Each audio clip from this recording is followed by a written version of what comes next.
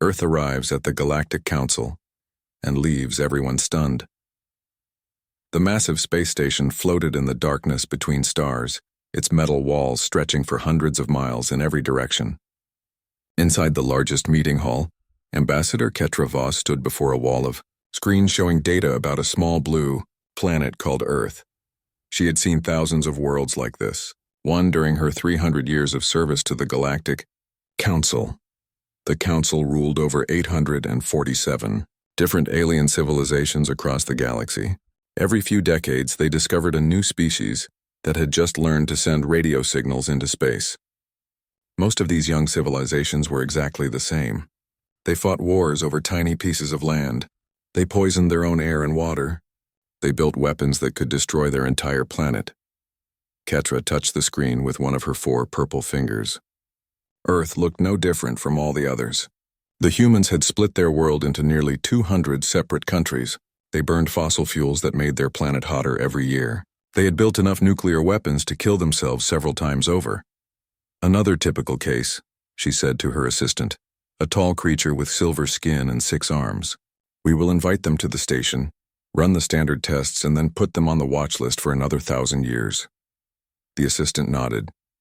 Should I prepare the usual diplomatic message? Yes, make it simple. Most young species cannot understand complex concepts yet. High Chancellor Thex walked into the room just as Ketra finished speaking. He was the most powerful being in the council, representing the Vraxian hegemony, which controlled over 50 star systems. His people had ruled parts of the galaxy for 20,000 years. They had seen every type of civilization that could possibly exist. What do we know about these humans? Thex asked, his deep voice echoing in the metal chamber. Ketra pulled up more data on the screens. They discovered nuclear power only 80 years ago. They sent their first artificial satellite into orbit 68 years ago. They have visited their own moon 12 times but have not established permanent colonies anywhere. Pathetic? Thex said with a laugh. My people had colonized 17 star systems by that point in our development. There is something unusual, though, Ketra admitted. They achieved faster-than-light communication by accident. Our scientists cannot understand how their method works. The mathematics should be impossible. Thex stopped laughing. Show me. The screens changed to display human technical documents that the council had intercepted. The equations looked like a child had mixed together different types of math that had no business being in the same formula. According to every law of physics the council knew, the human method should have failed completely. This makes no sense, Thex said, studying the numbers. How did they discover quantum entanglement communication using such primitive methods? We believe it was luck, Ketra replied. They were trying to solve their climate change problem. They accidentally created a quantum field that allowed instant communication across any distance. By accident? Yes, they seem to have no idea what they actually did. Their scientists are still arguing about how it works. Thex walked to the large window that looked out into space. In the distance, he could see the ships of dozens of different alien civilizations. Each one represented thousands of years of careful scientific progress. Each one had followed the same predictable path from primitive beginnings to galactic citizenship. Send them the invitation, he said finally, but make the evaluation quick. I have more important matters to deal with than another backward species. 3 weeks later, Earth's response arrived at the council station. Unlike the usual formal diplomatic replies they received from new civilizations, the human message was surprisingly direct. Thank you for the invitation, it said. We are honored to meet other intelligent life in the universe. We will send our best representative to speak with you. Her name is Dr. Elena Vasquez. She speaks for all humanity. Ketra read the message 3 times. Most species sent their military leaders or their richest citizens as representatives. The humans were sending a scientist. Dr. Elena Vasquez, she said to her assistant, find out everything you can about this person. The information that came back was even more confusing. Dr. Vasquez was not a political leader or a warrior. She had spent her career studying how different groups of people could work together to solve problems. She had helped end several wars on Earth not through fighting, but by finding solutions that gave every side what they needed. She has no army, the assistant reported. No wealth, no noble birth. The humans chose her because other humans trust her to be fair. Ketra had never heard of such a thing. In every civilization she knew, power came from strength, money, or family connections. The idea that humans would choose their representative based on fairness was completely alien to her. How does she control the other humans if she has no power? Ketra asked. According to our research, she does not control them. She listens to them and then suggests solutions they can all agree on. This information troubled Ketra more than she wanted to admit. The council had specific ways of dealing with different types of alien leaders. Military dictators were predictable. They wanted weapons and territory. Wealthy traders were easy to understand. They wanted profitable deals. But a leader who had power only because others trusted her? The council had no protocols for such a person. 2 days later, the human ship appeared on the edge of the council station's detection range. Ketra expected to see either a military vessel bristling with weapons or an impressive luxury craft meant to show off human wealth and technology. Instead, the sensors showed something that made no sense at all. The human ship looked like someone had built it from spare parts. Different sections were clearly made from different materials. Some parts were shiny metal, others were dull gray composites, and still others appeared to be ceramic or even organic materials. The ship's energy signature was unlike anything in the Council's database. Is that thing even safe to fly? Thex asked when he saw the sensor readings. The energy efficiency is impossible, Ketra's assistant reported. According to our calculations, that ship should not be able to maintain life support, let alone travel faster than light. Run the scans again, Ketra ordered. The second scan confirmed the first. The human ship was using less energy than a Council emergency shuttle, but it was somehow powering systems that should require the output of a small nuclear reactor. The different parts of the ship seemed to be working together in ways that violated basic engineering principles. As the strange vessel approached the docking bay, Ketra found herself wondering if the Council had made a mistake.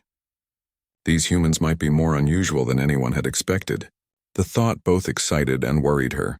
After 300 years of meeting new civilizations, she had grown bored with the same predictable patterns. But unpredictable aliens could be dangerous. The galaxy was a stable place because everyone followed the same basic rules. What would happen if the humans did not understand those rules? The docking bay doors opened to receive Earth's first representative to the Galactic Council. Earth arrives at the Galactic Council and leaves everyone stunned, Doctor. Elena Vasquez stepped off the human ship with 5 other people behind her. Ketra watched from the observation deck as the humans walked across the docking bay floor. They moved differently than other aliens did when they first arrived at the Council station. Most new species either strutted with false confidence or cowered in fear at the massive size of the place. The humans simply looked around with open curiosity, pointing at interesting details and talking quietly among themselves. Dr. Vasquez appeared to be in her 50s, with gray hair pulled back in a simple style and clothes that looked comfortable rather than impressive. She carried a single bag and seemed completely relaxed. Should we be concerned that they show no signs of being intimidated? Thex asked. Ketra was wondering the same thing. The Council station was designed to overwhelm new visitors. The docking bay alone was larger than most alien cities. The ceiling stretched up so high that clouds sometimes formed near the top. Most ambassadors needed a few minutes to compose themselves after seeing it for the first time. Perhaps they are too primitive to understand what they are seeing, Ketra suggested. But as the humans approached the greeting area, it became clear that they understood perfectly. Dr. Vasquez looked up at the enormous ceiling and smiled with genuine appreciation. "Magnificent engineering," she said to one of her companions, speaking loudly enough for the translation devices to pick up. "Look at how they distribute the structural load, and the air circulation system must be incredibly sophisticated to maintain atmosphere in such a large space." Ketra frowned. Most aliens commented on the power and wealth displayed by the station. The humans were admiring the practical engineering solutions.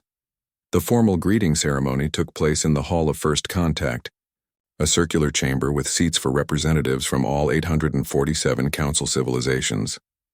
Only about 50 were present for this routine evaluation, but the empty seats still created an impressive display of the Council's size and power. Dr. Vasquez walked to the center of the hall and bowed politely to the assembled aliens. She did not seem nervous about being surrounded by creatures that could destroy her entire planet with a single command. "Thank you for welcoming us," she said, her voice carrying clearly through the chamber. "My name is Elena Vasquez, and I speak for the people of Earth. We are honored to meet you and grateful for this opportunity to learn." Ketra stood to begin the standard introduction speech. She had given this same speech hundreds of times to hundreds of different species. Welcome to the Galactic Council, representatives of Earth. You have been invited here to demonstrate your civilization's readiness to join the galactic community. You will be tested on your technological development, social advancement, and military capabilities. Dr. Vasquez nodded respectfully. We understand. However, I should mention that we did not come here seeking membership in your council. A murmur of surprise ran through the assembled aliens. Every species that had ever been invited to the station wanted to join the council. Membership meant access to advanced technology, protection from hostile forces, and profitable trade agreements. Then why did you accept our invitation? Thex demanded. We came to offer our help. Dr. Vasquez replied simply. The silence that followed was complete. In 300 years of service, Ketra had never heard a newly discovered species offer to help the council. The idea was absurd. What could a primitive civilization possibly offer to the most advanced governments in the galaxy? What kind of help? Ketra asked, genuinely curious now. Dr. Vasquez gestured to her companions. We brought specialists in several areas where humans have developed unusual expertise. This is Dr. Martinez, who studies how to fix broken systems using whatever materials are available. Dr. Kim specializes in making different groups work together even when they disagree about everything. Dr. Okafor knows how to solve resource problems by changing how people think about ownership. As each human was introduced, Ketra noticed something strange. None of them claimed to be the best in the galaxy at their specialties. None of them boasted about revolutionary discoveries or superior technology. They simply described their work as if it were the most normal thing in the world. These sound like primitive concerns, said Ambassador Zethan of the Crystalline Collective, his mineral body sparkling under the chamber lights. Advanced civilizations have moved beyond such basic problems. Dr. Vasquez tilted her head thoughtfully. Have you? From what we observed during our journey here, it seems like many of your civilizations still struggle with resource allocation, social cooperation, and system maintenance. The comment should have been insulting, but Dr. Vasquez delivered it with such genuine curiosity that it sounded like a sincere question rather than a criticism.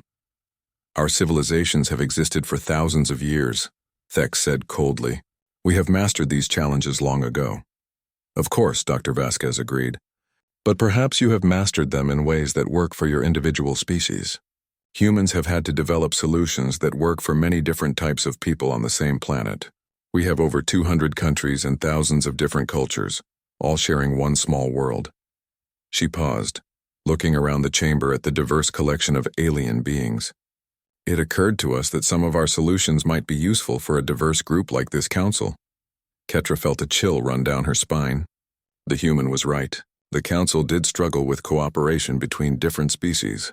Trade disputes, territorial conflicts, and cultural misunderstandings were constant problems.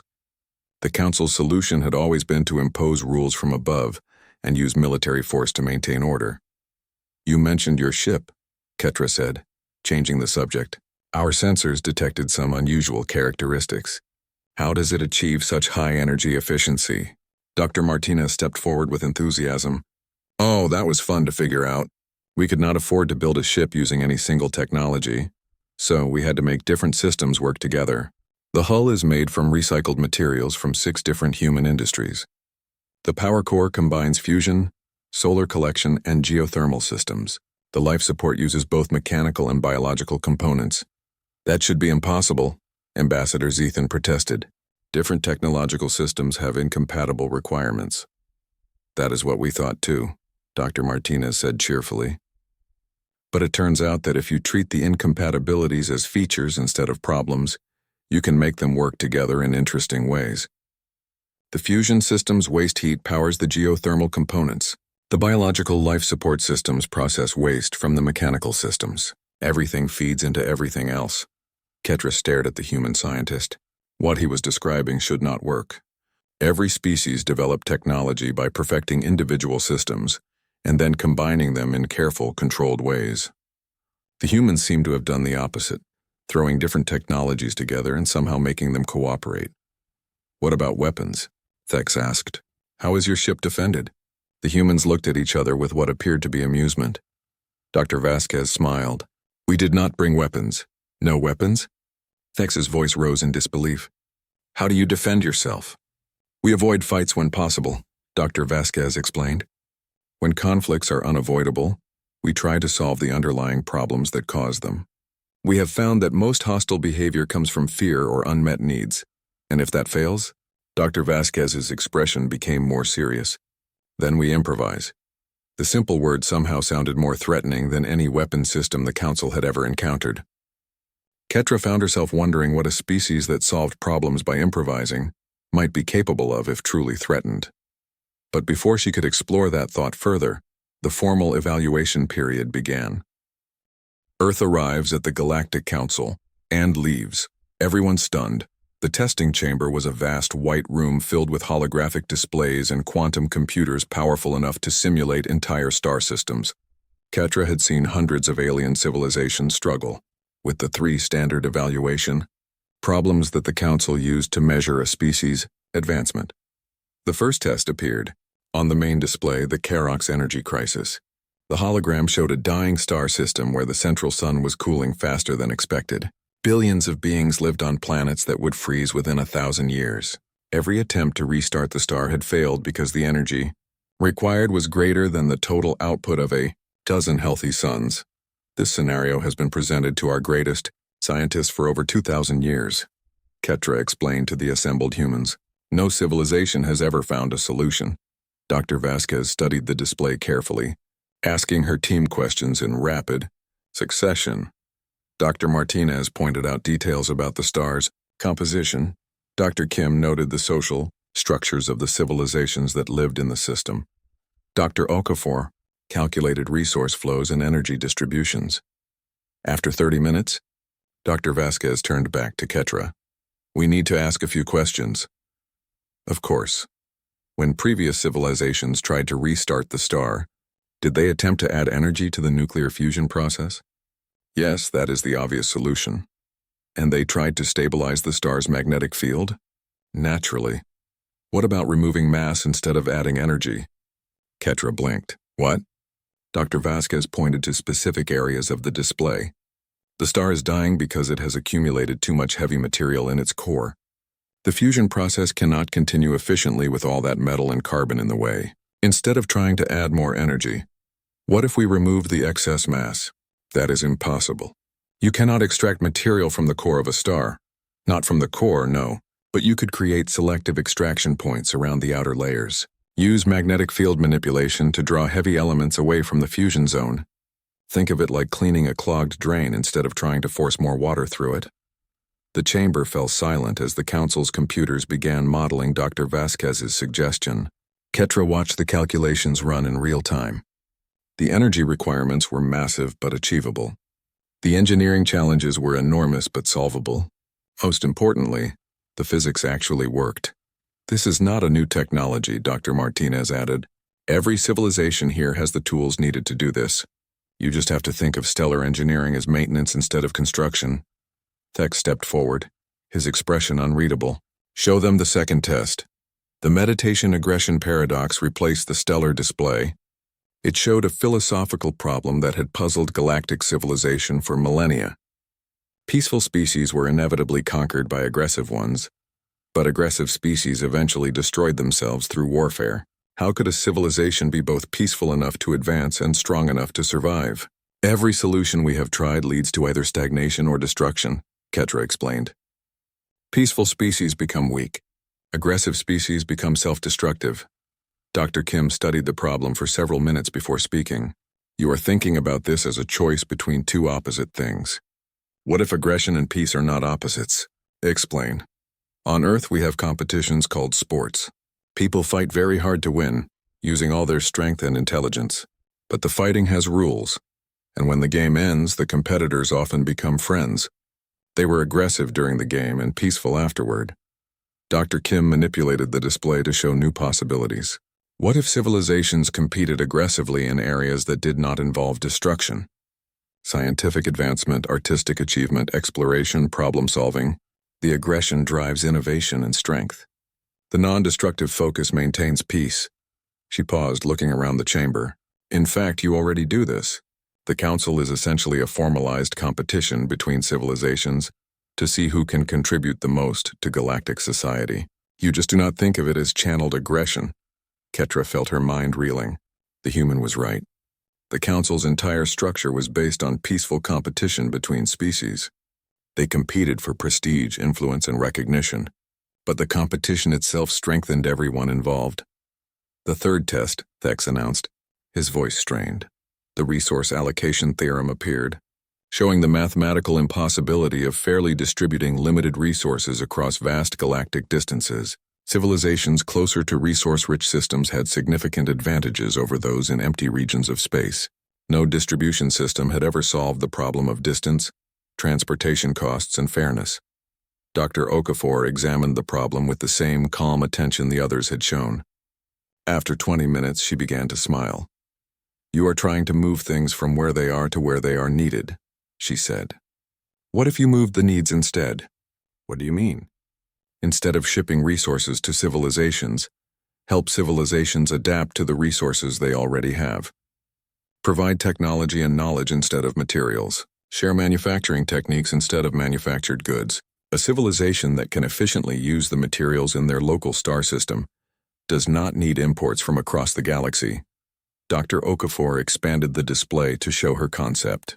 "Think of it as teaching fishing instead of giving fish. The initial investment in education and technology is much smaller than the ongoing cost of shipping physical resources. And once a civilization learns to use their local materials effectively, they can teach other civilizations, creating a network of knowledge sharing instead of resource dependency." The chamber remained silent for a long time as the implications became clear. The humans had not just solved the three impossible problems. They had reframed each problem in ways that made the solutions obvious. Ketra looked at her fellow council members and saw the same shock on every alien face. These humans had walked into the most challenging test the galaxy had to offer and made them look simple. "How?" Thex asked finally. "How did you solve problems that have stumped our greatest minds for thousands of years?" Dr. Vasquez shrugged, a gesture that somehow looked humble and confident at the same time. "We had to. On Earth, humans live in deserts and jungles and frozen wastelands and tropical islands, all on the same planet. We had to learn to solve problems with whatever we had available. We could not afford to give up just because something seemed impossible." She looked around the chamber with genuine curiosity. "These problems seemed impossible to you because you were trying to solve them the same way you had always solved things. Sometimes the best solution is to change what you think the problem actually is." Ketra realized that humanity's invitation to the Council had just become far more complicated than anyone had expected. Earth arrives at the Galactic Council and leaves everyone stunned High Chancellor. Thex paced around his private office, his heavy footsteps echoing off the metal walls. Through the large windows he could see the human ship still docked at the station. The small, ugly vessel seemed to mock every principle of galactic civilization that he had spent 20,000 years defending. "They solved the three tests like they were simple math problems," he said to Ambassador Ketra, who sat quietly in a chair designed for her species. "In 300 years of evaluations, no civilization has ever solved even one of those problems." "The solutions were elegant," Ketra admitted, "and they could actually work." "That is exactly the problem." Thex slammed one of his 4 hands on the desk.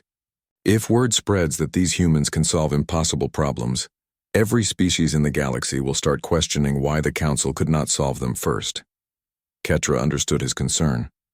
The Council maintained order through a careful balance of power and prestige. If a primitive species from the Outer Rim could outthink the galaxy's most advanced civilizations, the balance would collapse. "Perhaps we should simply accept them as members and move on," she suggested. "No." Thex's voice was firm. "I have one more test for them, something that will prove that human cleverness has limits." He activated the main display in his office. The screen showed a map of the galaxy with large red zones marking areas of empty space. The red regions were growing larger every year, consuming star systems and leaving nothing behind. "The Void War," Ketra said, recognizing the display. "You cannot seriously intend to present that to them." "Why not?" "For 50,000 years, the greatest minds in the galaxy have worked on this problem. We have thrown entire fleets at those zones. We have tried every weapon, Every strategy, every technology we could imagine. Nothing works.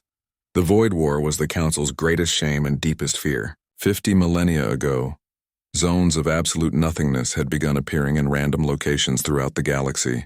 The zones consumed everything they touched, matter, energy, space itself, and continued expanding at a steady rate. Inside the void zones, nothing existed. Not darkness, not vacuum, not even the basic framework of space and time. Ships that entered the zones simply ceased to exist, not destroyed but completely erased from reality. The humans will fail, Thex continued, and when they do, we can point to that failure as proof that some problems are beyond any solution. The galaxy will remember that the Council, at least, has managed to contain the threat and prevent total annihilation. Ketra was not convinced. What if they surprise us again? Impossible. We have had 50,000 years to study this problem. Every type of civilization has contributed their best scientists. If there was a solution, we would have found it by now. 2 hours later, the humans were assembled once again in the testing chamber. Dr. Vasquez looked as calm and curious as ever, while her team studied the new display, with the same methodical attention they had given the previous tests. The void zones appeared on the holographic display as perfect spheres of nothingness, surrounded by the distorted spacetime that marked their advancing edges. Entire star systems could be seen in the process of being consumed, their matter and energy vanishing into absolute emptiness. This is the Void War, Thex announced. For 50,000 years, these zones have been consuming our galaxy.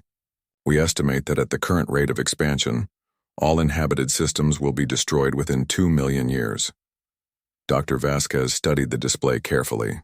What do you know about these zones? How do they behave? They consume everything. Matter, energy, space-time. Nothing can stop them or even slow them down. Do they follow predictable patterns? Ketra pulled up additional data. The zones appear randomly but seem to target areas with high concentrations of matter and energy.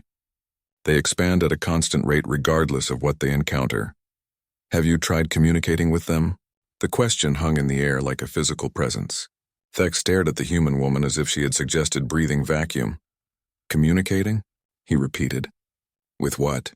There is nothing inside those zones. No matter, no energy, no space for anything to exist. That is not what I asked, Dr. Vasquez said gently. I asked if you had tried to communicate with them. They are not alive, Ketra explained. Our scientists have confirmed that these are natural phenomena, like black holes or supernovas. You cannot communicate with a force of nature. Dr. Martinez leaned forward to examine the display more closely. These expansion patterns are not random, he said after several minutes. Look at the timing.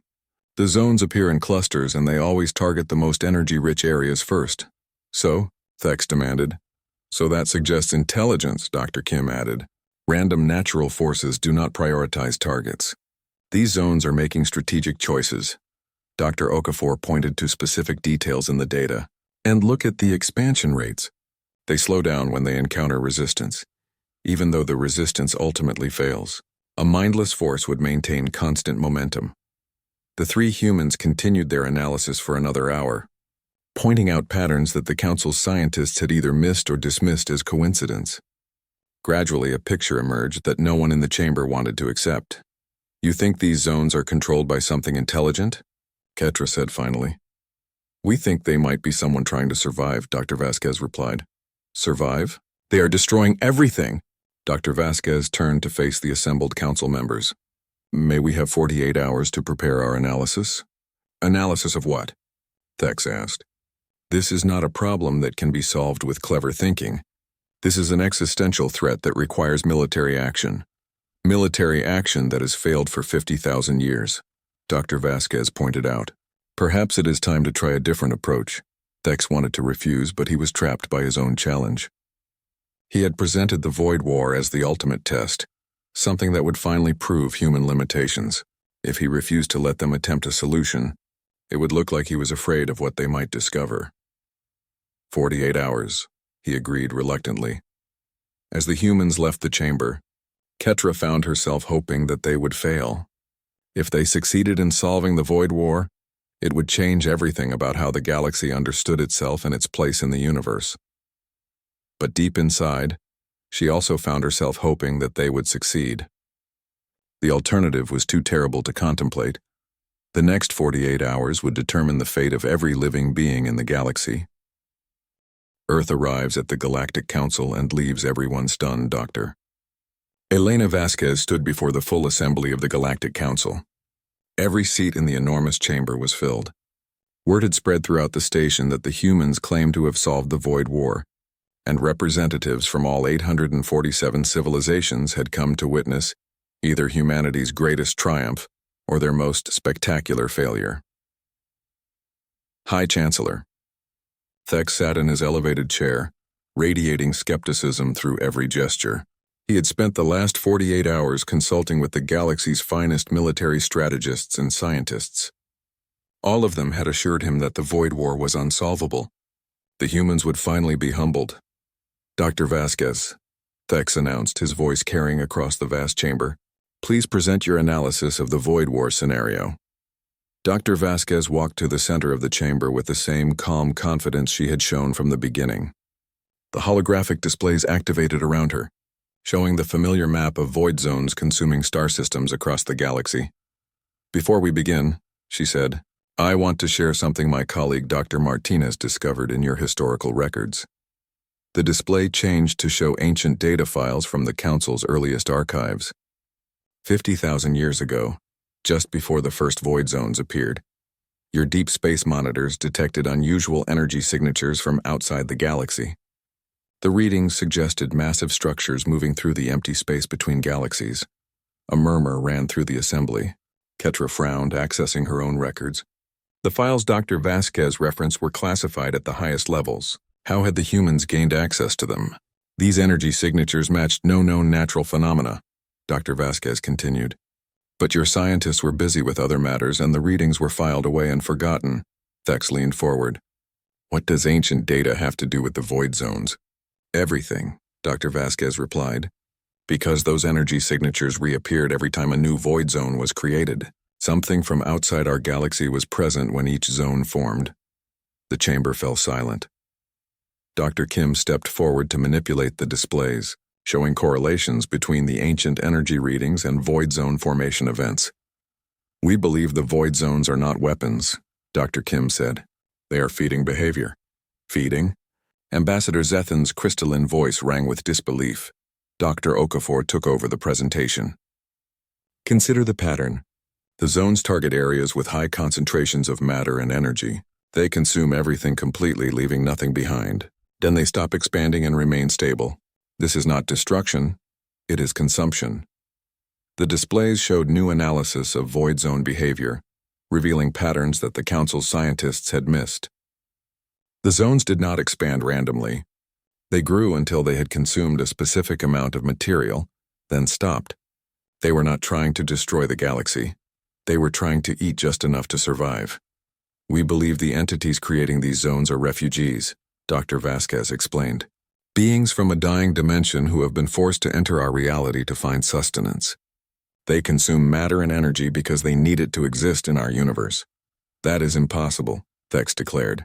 Even if such beings existed, there would be no way to communicate with them. Dr. Martinez smiled. Actually, there is. The void zones themselves are a form of communication. The entities are trying to tell us what they need. He manipulated the display to show the precise measurements of each void zone. Look at the sizes. Each zone consumes exactly the amount of material needed to sustain one entity for approximately 1,000 years. They are not being greedy or destructive. They are taking only what they need to survive. And the targeting patterns, Dr. Kim added, show that they are trying to minimize damage to inhabited systems. They prefer uninhabited regions when possible. When they must consume inhabited systems, they target those with the smallest populations. The evidence was overwhelming. The void zones were not random attacks by mindless forces of destruction. They were careful, measured actions by intelligent beings trying to survive in an alien environment while causing as little harm as possible. So what do you propose? Ketra asked, though she suspected she already knew the answer. Dr. Vasquez gestured to her team. We propose making contact with these entities and negotiating a peaceful solution. The chamber erupted in chaos. Representatives from dozens of species began shouting questions and objections. The idea of communicating with the destroyers of entire star systems seemed insane to most of the assembled aliens. Thex raised his hand for silence. Even if you are correct about their nature, how could we possibly communicate with beings from another dimension? The same way we are communicating now, Dr. Vasquez replied. Through the universal language of mathematics and physics, we can use controlled gravitational fields to create patterns in spacetime that convey mathematical concepts. If these entities are intelligent enough to travel between dimensions, they will recognize mathematical communication. Dr. Martinez stepped forward. We have already prepared a message. It uses prime numbers to establish intelligence, then moves to basic physics concepts and finally to a proposal for controlled feeding stations. Feeding stations. Dr. Okafor activated new displays showing her concept. Instead of letting the entities consume random star systems, we can provide them with controlled energy sources. Artificial stellar constructs that would give them the sustenance they need without destroying inhabited worlds. The plan was breathtaking in its scope. Humanity proposed building massive energy generation facilities specifically designed to feed interdimensional refugees. The technology required would push galactic civilization to its limits, but it was achievable using existing council resources. The construction would require cooperation from every major civilization, Dr. Vasquez explained, but it would solve the Void War permanently and establish peaceful relations with beings from another dimension. Instead of enemies, they could become the galaxy's 848th member civilization. Silence filled the enormous chamber as the implications sank in. The humans had not just proposed a solution to the galaxy's greatest threat, they had suggested transforming that threat into an opportunity for unprecedented cooperation and growth. Ambassador Ketra stood slowly. 300 years of experience had taught her to recognize truly revolutionary ideas. This was one of them. Dr. Vasquez, she said formally, on behalf of the Galactic Council, I would like to welcome humanity not as candidate members, but as the Council's new Department of Impossible Solutions. The applause that followed was thunderous. Representatives from 847 civilizations stood to acknowledge what the humans had accomplished. They had taken the galaxy's most hopeless challenge and transformed it into its greatest opportunity. As the cheering continued, Dr. Vasquez turned to her team with a satisfied smile. This should be interesting, she said. I wonder what other impossible problems they have been saving up for us. High Chancellor Thex remained seated, staring at the human delegation with a mixture of awe and concern. In less than a week, these strange beings from Earth had fundamentally changed how the galaxy understood itself and its place in the universe. For the first time in 50,000 years, the future looked bright with possibility instead of dark with inevitable doom, and it was all because a small group of humans had dared to believe that impossible problems might just need impossible solutions.